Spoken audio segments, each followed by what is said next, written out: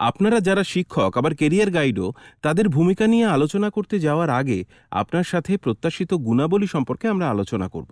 বিষয়টির আরও গভীরে যাওয়া যাক। সুতরাং এই প্রত্যাশিত গুণাবলীকে 3টি ক্ষেত্রে ভাগ করা হয়। এখন আমরা আলোচনা শুরু করব নিজেকে জানা দিয়ে।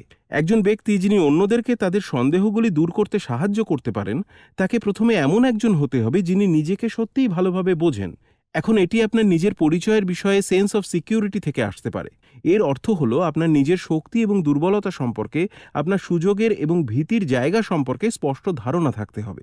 আপনাকে একজন কেরিয়ার গাইড এবং শিক্ষক হিসেবে নিজেকে প্রতিষ্ঠিত করতে হলে কোন কোন বিষয়ে কঠোর পরিশ্রম করতে হবে সেই সম্পর্কে ধারণা থাকতে হবে। এবং কেরিয়ার গাইডেন্সের পরিষেবাগুলিকে ভালোভাবে বাস্তবায়িত করার জন্য আপনার নিজের উপরে আস্থা রাখতে হবে এবং ছাত্রছাত্রীরা যাতে তাদের জীবনের পরবর্তী ধাপে এগিয়ে যেতে পারে সেই বিষয়ে পরামর্শ দেওয়ার এবং সাহায্য করার সাহস রাখতে হবে। দ্বিতীয়টি হলো অন্যদের বোঝা।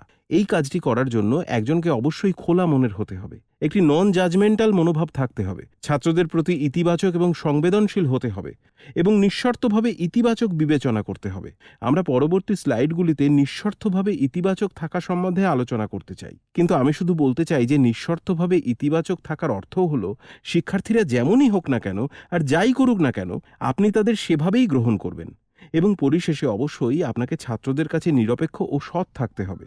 তারা কি কি করতে পারে সেই বিষয়ে একটি বাস্তব চিত্র তুলে ধরতে হবে এবং তাদের যাত্রাপথে তারা যেসব বাধার মুখে পড়তে পারে সেগুলি তারা কিভাবে কাটিয়ে উঠতে পারে সেই সম্পর্কে তাদের বুঝতে সাহায্য করতে হবে। এবং শেষ বিষয়, যা অন্যদের সাথে সম্পর্কিত, যা আপনার কাজ করার পন্থা কতটা খাঁটি, যার মানে হলো অবশ্যই সততা এবং স্বচ্ছতা, প্রভুত্ব না করা, অর্থাৎ আপনার মূল্যবোধ শিশুদের উপর চাপিয়ে দেওয়ার দরকার নেই।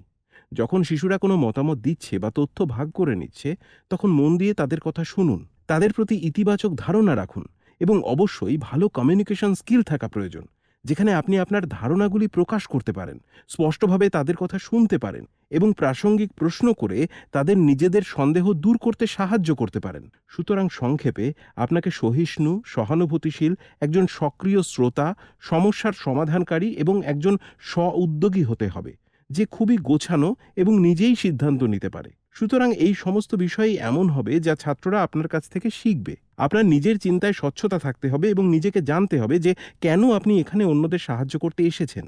এই কাজটি করার সেরা উপায়গুলি কি তা বুঝতে হবে এবং অন্যদের সাথে কিভাবে সম্পর্ক তৈরি করবেন জানতে হবে। একজন কেরিয়ার গাইডেন্স কাউন্সিলরের মধ্যে এই 3টি গুণ থাকা জরুরি। চলুন পরবর্তী স্লাইডে যাওয়া যাক।